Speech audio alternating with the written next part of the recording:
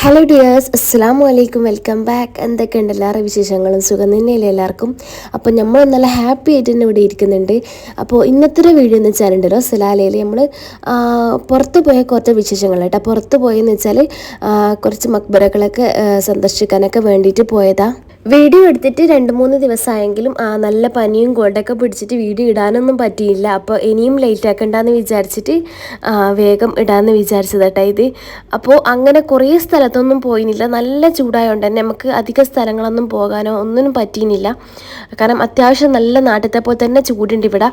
അപ്പോൾ പറ്റുന്ന അരിയത്തരിയത്തുള്ള മക്ബറകളൊക്കെ സന്ദർശിച്ചിട്ട് വേഗം വന്നത് കേട്ടോ. ഏറ്റവും ആദ്യം കാണാൻ പോയത് നമ്മൾ സലാലയിൽ ആർക്ക് വന്ന് പെട്ടാലും പെട്ടെന്ന് പോയി വരാൻ പറ്റുന്ന ഒരു മഹാന്റെ ഖബർസ്ഥാനാണ്. നമ്മളെ ഇന്ത്യയിൽ തന്നെ ഏറ്റവും ആദ്യം ഇസ്ലാം മതം സ്വീകരിച്ചു എന്ന് പറയപ്പെടുന്ന ചേരമാൻ പെരുമാൾ അഥവാ താജുദ്ദീൻ റളിയല്ലാഹു അൻഹു എന്ന ആളുടെ ഖബർസ്ഥാനാണ്. ചരിത്രപരമായിട്ടൊന്നും എനിക്ക് ഒരുപാട് കാര്യങ്ങളൊന്നും പറയാൻ അറിയില്ലെങ്കിലും എനിക്ക് പണ്ട് മുതലേ പഠിച്ചതിൽ നിന്നും അതുപോലെ തന്നെ ഞാൻ ഹിസ്റ്ററി പഠിച്ച ഒരാളാണ്. അപ്പോൾ അതിലെന്നൊക്കെ പറയാൻ എനിക്ക് അറിയുന്നൊരു കാര്യം എന്ന് വെച്ചാൽ ഈ ചേരമാൻ പെരുമാൾ നമ്മൾ ഇന്ത്യയിൽ തന്നെ ഏറ്റവും ആദ്യം ഇസ്ലാം മതം സ്വീകരിച്ച ഒരാളാണ്. സലാലയിൽ നമ്മൾ ഇദ്ദേഹത്തിൻ്റെ ഖബർസ്ഥാനിലേക്ക് പോകുമ്പോണ്ടല്ലോ, 2 സൈഡിലും മൊത്തം തോട്ടങ്ങളാണ് കേട്ടോ.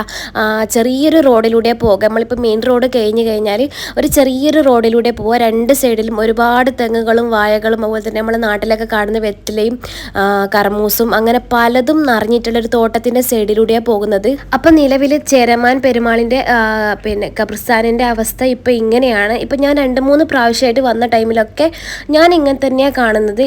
ഇതിന് മുന്നേ ഇവിടെ മസ്ജിദൊക്കെ ഉണ്ടെന്ന് പറയപ്പെടുന്നുണ്ട്. പക്ഷെ ഞാൻ ഇതുവരെ മസ്ജിദൊന്നും കണ്ടില്ല. ചില വീഡിയോസിലൊക്കെ മസ്ജിദുള്ളത് പോലെ കാണുന്നുണ്ട് കേട്ടോ. അപ്പോൾ ഞാൻ ഇതുവരെ വന്നതിൽ ഞാൻ ഇങ്ങനെ കണ്ടത്. ഇതിൻ്റെ അപ്പുറം തന്നെ ഇപ്പോൾ നമ്മൾ കണ്ടുകൊണ്ടിരിക്കുന്നത് ചേരമാൻ പെരുമാളിൻ്റെ ഖബർസ്ഥാനാണ്. എന്നാൽ അതിൻ്റെ അപ്പുറം അദ്ദേഹത്തിൻ്റെ ഭാര്യയാണെന്നും പറയപ്പെടുന്നുണ്ട്, അദ്ദേഹത്തിൻ്റെ മരുമകനാണെന്നും പറയപ്പെടുന്നുണ്ട് കേട്ടോ. അങ്ങനെ 2 രീതിയിലും പറയപ്പെടുന്നുണ്ട്. ഏതാന്ന് നമുക്ക് കറക്റ്റ് അറിയില്ല. കൂടുതലും ഭാര്യയാണ് എന്ന് പറയുന്നത്. അങ്ങനെ 2 ഖബർസ്ഥാനാണ് ഇവിടെ ഉള്ളത്. ചേരമാൻ പെരുമാൾ അഥവാ താജുദ്ദീൻ റളിയല്ലാഹു അൻഹു എങ്ങനെയാണ് ഇസ്ലാം മതം സ്വീകരിച്ചതെന്ന് എനിക്കറിയാവുന്ന രീതിയിൽ ഞാൻ ചുരുക്കി പറഞ്ഞു തരാം. പണ്ട് കാലത്ത് അറബികൾ കേരളത്തിൽ കച്ചവടത്തിന് വേണ്ടിയിട്ട് വന്ന സമയത്ത് ആ സമയത്ത് കൊടുങ്ങല്ലൂർ ഭരിച്ചിരുന്ന മഹാരാജാവായ ചേരമാൻ പെരുമാൾ ഇവരെ വളരെ നല്ല രീതിയിൽ സ്വീകരിക്കുകയും ഈ അറബികളോട് നല്ല സൗഹൃദം വെക്കുകയും പിന്നീട് ഇദ്ദേഹം കണ്ട ഒരു സ്വപ്നമാണോ എന്നറിയില്ല, അതേസമയം യാഥാർത്ഥ്യമാണോ എന്നറിയില്ല. ചില ആൾക്കാർ ഇതിനെ സ്വപ്നമായിട്ടും പറയുന്നുണ്ട്, എന്നാൽ യാഥാർത്ഥ്യമായിട്ട് കണ്ടതാണെന്നും പറയുന്നുണ്ട്. ഒരു സ്വപ്നം എന്ന് ചില ചരിത്രത്തിൽ പറയുന്നതുകൊണ്ട് ഞാൻ സ്വപ്നമാക്കിയിട്ട് തന്നെ പറയുന്നത്. ഈ സ്വപ്നത്തിനെ പറ്റിയിട്ട് അറബികളോട് പറയുകയും ഈ സ്വപ്നത്തിൻ്റെ വ്യാഖ്യാനം അദ്ദേഹത്തിന് കിട്ടുകയും ചെയ്തപ്പോൾ ഇദ്ദേഹം മുഹമ്മദ് മുസ്തഫ സല്ലല്ലാഹു അലൈഹി വസല്ലമയെ കാണണം എന്ന ആഗ്രഹം പറയുകയും പിന്നീട് അറബികളോട് കൂടെ തന്നെ മക്കയിലേക്ക് വരികയും ഇസ്ലാം മതം സ്വീകരിക്കുകയുമാണ് ചെയ്തത്. പിന്നീട് കേരളത്തിലേക്ക് തിരിച്ചു പോകുന്ന സമയത്ത് ഒമാനിലെ സലാലയിൽ എത്തുകയും അദ്ദേഹം രോഗം കൊണ്ട് ബുദ്ധിമുട്ടുകയും ചെയ്തപ്പോൾ ഒമാനിലെ സലാലയിൽ തന്നെ താമസമാക്കുകയും പിന്നീട് കേരളത്തിലെ പല കൃഷികളും സലാലയിലേക്ക് കൊണ്ടുവരികയൊക്കെ ചെയ്തിട്ടുള്ള ഒരു മഹാനാണ്. പിന്നീട് ഇദ്ദേഹത്തിൻ്റെ ഭാര്യയും കുട്ടികളെയൊക്കെ സലാലയിലേക്ക് കൊണ്ടുവരികയും ഇദ്ദേഹം സലാലയിൽ തന്നെ മരണപ്പെടുകയും ആണ് ചെയ്തത് എന്നാണ് ചില ചരിത്രത്തിൽ പറയുന്നത്. ഇതിന് കറക്റ്റായിട്ടുള്ള കാര്യങ്ങൾ എനിക്കറിയില്ല. അപ്പോൾ എനിക്ക് അറിയാവുന്ന കാര്യങ്ങളാണ് ഞാൻ പറഞ്ഞു തന്നത്. അപ്പോൾ ഇതിലും കൂടുതലും അറിയാവുന്ന ആൾക്കാരും അതുപോലെ തന്നെ കറക്റ്റായിട്ടുള്ള ചരിത്രം അറിയാവുന്ന ആൾക്കാരും മഹാരാജാവിൻ്റെ ശരിയായ പേര് അറിയുന്ന ആൾക്കാരൊക്കെ കമൻറ്റ് ബോക്സിൽ എന്തായാലും ഇദ്ദേഹത്തിൻ്റെ ചരിത്രം പറയണം. അടുത്തതായിട്ട് നമ്മൾ ഈ ജബൽ കയറി പോകുന്നത് ഒരു വലിയിൻ്റെ ഖബർസ്ഥാനെ കാണാനാണ്. വലി എന്നും പറയുന്നുണ്ട്. അവിടെ എഴുതി വെച്ചത് വലി എന്നാണ്. എന്നാൽ ചില വീഡിയോസിലൊക്കെ ഇദ്ദേഹത്തെ റളിയല്ലാഹു അൻഹു എന്നും വിശേഷിപ്പിക്കുന്നുണ്ട്. മുഹമ്മദ് ഉവൈസ് ഖറാനി എന്ന വലി എന്നാണ് അവിടെ എഴുതി വെച്ചിട്ടുള്ളത്. മുഹമ്മദ് ഉവൈസ് ഖറാനി യമൻ പൗരനാണ് എന്നാണ് പറയപ്പെടുന്നത്. ഇദ്ദേഹവും മുഹമ്മദ് മുസ്തഫ സല്ലല്ലാഹു അലൈഹി വസല്ലമയെ ഒരുപാട് സ്നേഹിക്കുകയും ചില യുദ്ധത്തിലൊക്കെ ഇദ്ദേഹവും മുഹമ്മദ് മുസ്തഫ സല്ലല്ലാഹു അലൈഹി വസല്ലമയും അടങ്ങിയിട്ടുള്ള പല കാര്യങ്ങളും പറയുന്നുണ്ട്. എന്നാൽ അത് ശരിയായതാണോ എന്നറിയാത്തതുകൊണ്ട് ഞാൻ ഈ വീഡിയോസിൽ പറയുന്നില്ല. ഇത് അറിയാവുന്ന ആരെങ്കിലും ഉണ്ടെങ്കിൽ ഒന്ന് കമൻറ്റ് ബോക്സിൽ ഇട്ടാൽ മതി. ഇവിടെ എഴുതി വെച്ചിട്ടുള്ളത് മുഹമ്മദ് ഉവൈസ് ഖറാനി വലിയ എന്നാണ്. എന്നാൽ ചില വീഡിയോസിലൊക്കെ മുഹമ്മദ് ഉവൈസ് ഖറാനി റളിയല്ലാഹു അൻഹു എന്നും പറയുന്നത് ഞാൻ കേട്ടിട്ടുണ്ട്. എന്തായാലും മുഹമ്മദ് മുസ്തഫ സല്ലല്ലാഹു അലൈഹി വസല്ലമയായിട്ട് ഒരുപാട് ബന്ധമുള്ള ഒരു വലിയ തന്നെയാണിത്. ഇദ്ദേഹം യമനിലാണ് ജനിച്ചത് എന്നാണ് പറയപ്പെടുന്നത്. ഇദ്ദേഹം എങ്ങനെ സലാലയിൽ എത്തി എന്നൊന്നും എനിക്ക് അത്ര കറക്റ്റായിട്ട് അറിയില്ല. ഇതിൻ്റെ ഒരുപാട് ചരിത്രങ്ങളൊക്കെ ഉണ്ട് കേട്ടോ. പക്ഷേങ്കിൽ അതെല്ലാം എത്രത്തോളം കറക്റ്റാണ് എന്ന് എനിക്കറിയില്ല. കാരണം അത്രത്തോളം കറക്റ്റായിട്ടുള്ള ഹിസ്റ്ററി ഒന്നും എനിക്ക് ഇതുവരെ നോക്കിയിട്ട് കിട്ടിയില്ല കേട്ടോ. അതുകൊണ്ട് അധികം ഞാൻ ചരിത്രമോ കാര്യങ്ങളോ ഒന്നും പറയാത്തത്. ഇതിൻ്റെ സൈഡിലായിട്ട് കുറച്ച് ഭാഗത്ത് നിസ്കരിക്കാൻ വേണ്ടിയിട്ട് ഒരു സൗകര്യം ആക്കിയിട്ടുണ്ട്. ബാക്കി മൊത്തം ജബലുകളാട്ടോ. അതിൻ്റെ ചുറ്റുപാട് മൊത്തം ജബലുകൾ കൊണ്ട് നിറഞ്ഞിട്ടുള്ളൊരു സ്ഥലമാണ്. ഭയങ്കര കാറ്റേനും കേട്ടോ. ഇവിടെ നിന്ന സമയത്ത് നമ്മൾ ഭയങ്കര കാറ്റേനും, അതുകൊണ്ട് നമുക്ക് ചൂട് അറിയുന്നില്ലേനും കേട്ടോ ഈ കാറ്റ് കൊണ്ട്. അപ്പം ഭയങ്കര കാറ്റൊക്കെ വന്നേരം ചെറിയൊരു പേടിയൊക്കെ ഉണ്ടേനും, എന്നാലും പ്രശ്നമില്ലാണ്ട് ഇങ്ങ് പോന്നിനി. ഇതിൻ്റെ ചുറ്റുപാടും ജബലുകൾക്ക് ഇടയിലൊക്കെ മൊത്തം ഒട്ടകങ്ങളൊക്കെ ഉണ്ടായിട്ട് അതിൻ്റെ ഫാമുകളൊക്കെ ഉള്ളത്.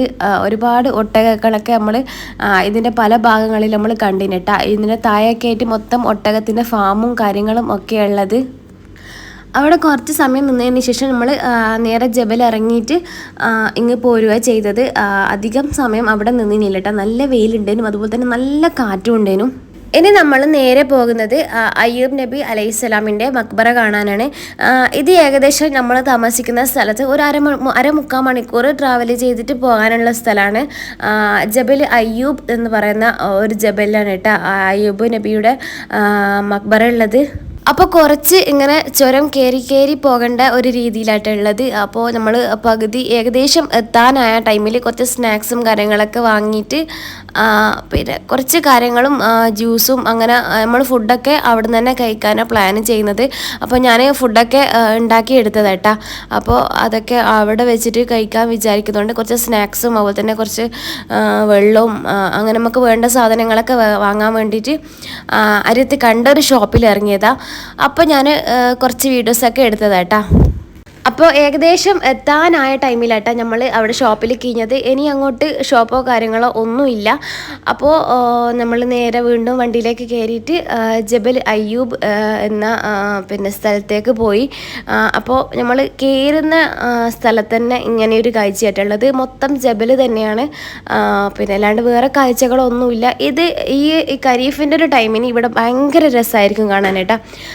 ഇപ്പോൾ അത്ര രസമൊന്നുമില്ല, ഭയങ്കര വെയിലായിരിക്കും. പക്ഷെ നല്ല കാറ്റുണ്ട് കേട്ടോ. പിന്നെ ഇങ്ങനെ ഇടയ്ക്കിടയ്ക്ക് മരവും കാര്യങ്ങളൊക്കെ ഉണ്ടാവും. അതിൻ്റെ ഇടയ്ക്ക് ചെറിയൊരു തണൽ ഉണ്ട്, അങ്ങനെ മാത്രമേ ഉള്ളൂ കേട്ടോ. അല്ലാണ്ട് ഭയങ്കര വെയിലാണ്. അപ്പോൾ നമ്മൾ അയ്യൂബ് നബി അലൈഹി സ്വലാത്തു വസ്സലാമിൻ്റെ പിന്നെ മക്ബറയുള്ള കോമ്പൗണ്ടിലേക്ക് കയറുമ്പം ഇങ്ങനെയാട്ടോ ഇവിടെ കാഴ്ചകൾ വരുന്നത്. അങ്ങനെ മൊത്തം ജബൽ തന്നെ അവിടെ അപ്പുറത്തും ഇപ്പുറത്തൊക്കെ കാണാനുള്ളത്. നമ്മൾ ഖരീഫിൻ്റെ ടൈമിലൊക്കെ ആണെങ്കിൽ നല്ലൊരു വ്യൂ ഉണ്ടാവും കേട്ടോ. പക്ഷേ ഈ ഒരു ടൈമിൽ മാത്രം വ്യൂ ഒന്നും ഉണ്ടാവില്ല, എന്നാലും കാണാൻ രസം ഉണ്ടാവും. അപ്പോൾ ഇങ്ങനെ നടക്കാനൊരു സ്ഥലമുണ്ട്. അതിലൂടെ നടന്നിട്ട് കുറച്ച് ദൂരെ നടന്നിട്ട് പോകണം. അങ്ങനെ അധികം ദൂരമല്ല, ഇപ്പോൾ ഈ വീഡിയോയിൽ കാണുന്ന പോലെ കുറച്ച് ദൂരം നടന്നിട്ട് ഇങ്ങനെ പോവുകയും ചെയ്യാം. നമ്മൾ നടന്നിട്ട് പിന്നെ മസ്ജിദിൻ്റെ പിന്നെ എൻട്രൻസിൻ്റെ ഭാഗത്ത് എത്തുമ്പം ഇങ്ങനെയാട്ടാ ഇവിടെ കാഴ്ച വരുന്നത്. ഇതിൻ്റെ ഈ ലെഫ്റ്റ് സൈഡിലായിട്ട് വരുന്നത് പിന്നെ ഒരു പഴയ മസ്ജിദാട്ടോ. പഴയ മസ്ജിദ് എന്ന് പറയുന്നത് ഞാൻ ലാസ്റ്റ് കാണിച്ചു തരാം. ഇപ്പോൾ ഇതാണ് അയ്യൂബ് നബി അലൈഹി സ്വലാത്തു വസ്സലാമിൻ്റെ മക്ബറേട്ടാ. ഇതുപരമായിട്ടുള്ള ചരിത്രങ്ങളും കാര്യങ്ങളും നമുക്ക് പറയാൻ ഭയങ്കരമായിട്ടൊന്നും അറിയില്ല. അതുകൊണ്ട് എന്തെങ്കിലും പറഞ്ഞാൽ തെറ്റ് പറ്റുന്നതുകൊണ്ട് തന്നെ ഞാൻ പറയുന്നില്ല കേട്ടോ. അപ്പോൾ അറിയാവുന്ന ആൾക്കാർ കമൻ്റ് ഇട്ടോ. ഇവിടെ സ്ത്രീകൾക്കൊക്കെ ഉള്ളിൽ കയറാട്ടോ. അതുപോലെ തന്നെ പല ജാതിയിലുള്ള ആൾക്കാരും ഇവിടെ കാണാനൊക്കെ വരുന്നുണ്ടെന്ന് പറയപ്പെടുന്നുണ്ട്. പിന്നെ ഇതാണ് അയ്യൂബ് നബിയുടെ കാൽപ്പാട് എന്ന് പറയുന്നത് കേട്ടോ. പിന്നെ അതിങ്ങനെ 4 ഭാഗവും കെട്ടിപ്പൊന്തിച്ചിട്ടുള്ളത്. അതുകൊണ്ട് അത്ര ക്ലിയർ ആയിട്ട് കാണുന്നില്ല കേട്ടോ. നമുക്ക് അടുത്തുനിന്ന് അങ്ങനെ കാണാൻ പറ്റുന്നുണ്ട്, പക്ഷെ എന്നാലും കാണാൻ പറ്റുന്നുണ്ട്. അയ്യൂബ് നബി ഒരു രോഗത്താലെ ഈ ജബലിലേക്ക് വരികയും അതുപോലെ തന്നെ എന്ത് രോഗമാണെന്ന് ഞാൻ പറയുന്നില്ല, അതിപ്പോൾ ഏകദേശം എല്ലാവർക്കും അറിയായിരിക്കുമല്ലോ. ഈ ഒരു രോഗത്താലെ ഈ ജബലിലേക്ക് വരികയും അതുപോലെ തന്നെ ഇതിന് താഴെയുള്ള ഒരു കുളത്തിൽ കുളിക്കുകയും അതിനാൽ ഇദ്ദേഹത്തിൻ്റെ രോഗമൊക്കെ മാറുകയും പിന്നീട് ഇവിടെ തന്നെ ജീവിക്കുകയും ചെയ്തു എന്നൊക്കെ പറയപ്പെടുന്നത്. അപ്പോൾ അധികം കറക്റ്റായിട്ടുള്ള ചരിത്രങ്ങളൊന്നും എനിക്ക് പറയാൻ അറിയില്ല, അതുകൊണ്ട് ഞാൻ അത്ര വിശദീകരിച്ചിട്ട് പറയുന്നില്ല കേട്ടോ. ഇത് ഏകദേശം എല്ലാവർക്കും അറിയുന്നൊരു ചരിത്രം തന്നെയായിരിക്കും. ഇതിൻ്റെ ഇടത് ഭാഗത്തായിട്ടുള്ള ഒരു ചെറിയൊരു പള്ളിയാട്ടെ ഇത് പള്ളി എന്നല്ല, നമ്മൾ ആദ്യത്തെ കിബിലയായിട്ടുള്ള ബൈത്തുൽ മുഖദ്ദസിലേക്കുള്ള ഒരു കിബിലയാട്ടെ. അതുപോലെ തന്നെ ഇപ്പോഴത്തെ കഅബയിലേക്കുള്ള ഒരു കിബിലയും ഇവിടെ ഉണ്ട്. ആദ്യത്തെ കിബിലയായിട്ടുള്ള ബൈത്തുൽ മുഖദ്ദസിലേക്കുള്ള ഒരു കിബിലയും കഅബയിലേക്കുള്ള ഒരു കിബിലയും ഉണ്ട് എന്ന് ഇവിടെ പറയപ്പെടുന്നത്. അതുപോലെ തന്നെ നമുക്ക് കാണാനും കഴിയുന്നുണ്ട് 2 കിബില ഇവിടെ ഉണ്ട്. ഇത് പഴയ ഒരു പള്ളിയാട്ടാ. ഇത് ഇപ്പോഴും അതുപോലെ തന്നെ മെയിൻറ്റെയിൻ ചെയ്തിട്ട് വെച്ചിട്ടുണ്ട്.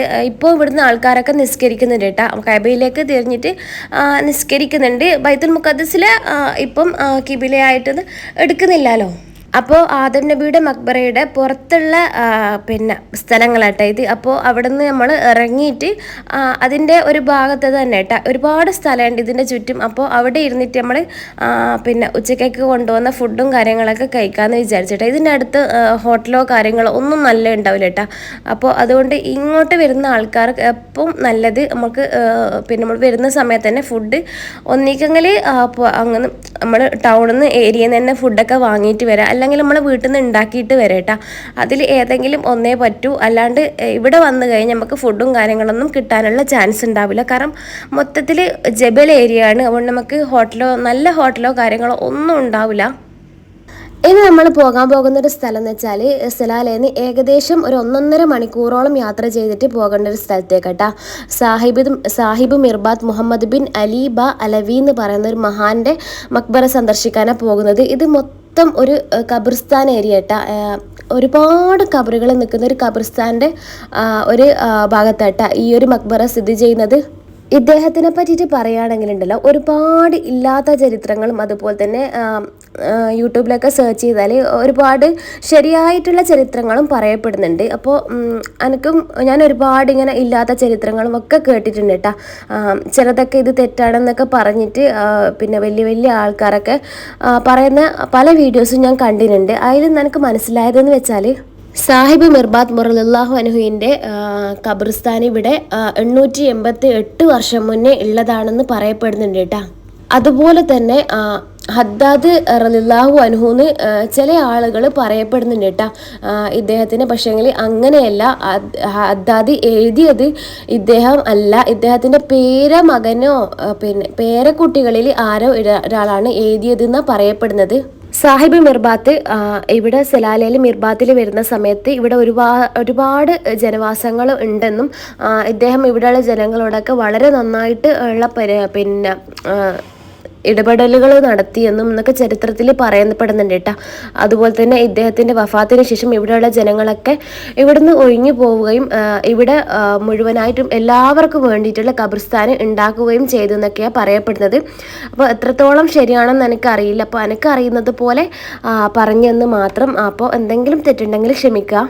ഹദ്ദാദ് എഴുതിയത് സാഹിബ് മിർബാത്ത് ആണെന്ന് പറയുന്ന ആൾക്കാരൊക്കെ ഉണ്ട്. പക്ഷെങ്കിൽ അങ്ങനെയല്ല. ഹദ്ദാദ് എഴുതിയത് സാഹിബ് മിർബാത്ത് അല്ല. അപ്പോൾ ഇതാണ് Sahib Mirbat Muhammad bin Ali ബ അലവി എന്ന മഹാൻ്റെ മക്ബറ. അപ്പോൾ ഇതിനുള്ളിൽ ക്യാമറ അലൗഡ് അല്ല എന്ന് പറയപ്പെടുന്നുണ്ട്. ക്യാമറ അല്ല, ഫോട്ടോഗ്രാഫി അലൗഡ് അല്ല എന്ന് പറയുന്നുണ്ട്. പക്ഷെ ഫോണ് അലൗഡ് അല്ല എന്ന് പറയുന്നില്ല. ക്യാമറ കയറ്ററെന്ന് പറയുന്നത്. അപ്പോൾ കുറച്ച് മാത്രമായിട്ടാണ് ഞാൻ വീഡിയോസ് എടുത്തിനുള്ളൂ. ബാക്കിയൊന്നും വീഡിയോസ് എടുത്തിനില്ല. കാരണം എത്രത്തോളം നമുക്കത് അവിടെ എന്തെങ്കിലും ഉപയോഗിക്കാൻ പറ്റുമെന്നൊന്നും അറിയാത്തതുകൊണ്ട് ഞാൻ വീഡിയോസും കാര്യങ്ങളൊന്നും എടുത്തിനില്ല കേട്ടോ. അപ്പോൾ ഇവിടെ ഒരു ചെറിയൊരു പള്ളിയും നിസ്കരിക്കാനുള്ള സൗകര്യങ്ങളും കാര്യങ്ങളും ഒക്കെ ഉണ്ട് കേട്ടോ. അപ്പോൾ ഇതാണ് സാഹിബ് മിർബാത്ത് മുഹമ്മദ് ബിൻ അലീബ അലവി റളിയല്ലാഹു അൻഹുവിൻ്റെ മക്ബറ. അപ്പോൾ അധിക വീഡിയോ ഒന്നും ഞാൻ എടുത്തിനില്ല. അപ്പോൾ ഇതിൻ്റെ സൈഡും അപ്പുറത്തും ഇപ്പുറത്തായിട്ട് ഒരുപാട് ചരിത്രങ്ങളും കാര്യങ്ങളൊക്കെ എഴുതി വെച്ചിട്ടുണ്ട്. അതിൻ്റെ വേരുകളും കാര്യങ്ങളും എവിടെ ആരിൽ നിന്ന് തുടങ്ങി ആരിലേക്ക് അവസാനിച്ചു എന്നൊക്കെ കറക്റ്റായിട്ട് ഇതിൻ്റെ 2 ഭാഗത്തും എഴുതി വെച്ചിട്ടുണ്ട്. അതുപോലെ തന്നെ ഹദ്ദാദും കാര്യങ്ങളൊക്കെ അതിൻ്റെ 2 ഭാഗത്തും കാര്യങ്ങളായിട്ട് എഴുതി വെച്ചിട്ടുണ്ട് കേട്ടോ. ഇതിൻ്റെ ചുറ്റും ഒരുപാട് ഖബർസ്ഥാനുകളായിട്ട് ഉള്ളത്. ഒരുപാട് ഖബറുകൾ തന്നെയാണ് ഉള്ളത്. അതിനുശേഷം നമ്മൾ നേരെ വീട്ടിലേക്ക് തിരിച്ച് പോവുക ചെയ്ത് കേട്ടോ. ആ പോകുന്ന വഴിക്ക് ഒരു ബീച്ച് കണ്ടപ്പോൾ അവിടെ നിർത്തിയെന്ന് മാത്രമേ ഉള്ളൂ. ഭയങ്കര വെയിലും. അപ്പോൾ ഇറങ്ങിയിട്ട് പെട്ടെന്ന് തന്നെ വേഗം കയറിയിട്ട് റൂമിലേക്കാണ് തിരിച്ച് പോയിട്ടുള്ളത്. അപ്പോൾ 4 മക്ബറകൾ സന്ദർശിച്ചിട്ട് നമ്മൾ അന്നിങ്ങ് വന്നത്. അപ്പോൾ ഈ ഒരു വീഡിയോ ഞാനിവിടെ അവസാനിപ്പിക്കുന്നു. എല്ലാവർക്കും ഇഷ്ടപ്പെട്ടെന്ന് വിചാരിക്കുന്നു. എന്തെങ്കിലും തെറ്റുകളൊക്കെ ഉണ്ടെങ്കിൽ അത് പറഞ്ഞു തരിക. ലൈക്ക് ചെയ്യുക, ഷെയർ ചെയ്യുക, സബ്സ്ക്രൈബ് ചെയ്യുക. താങ്ക്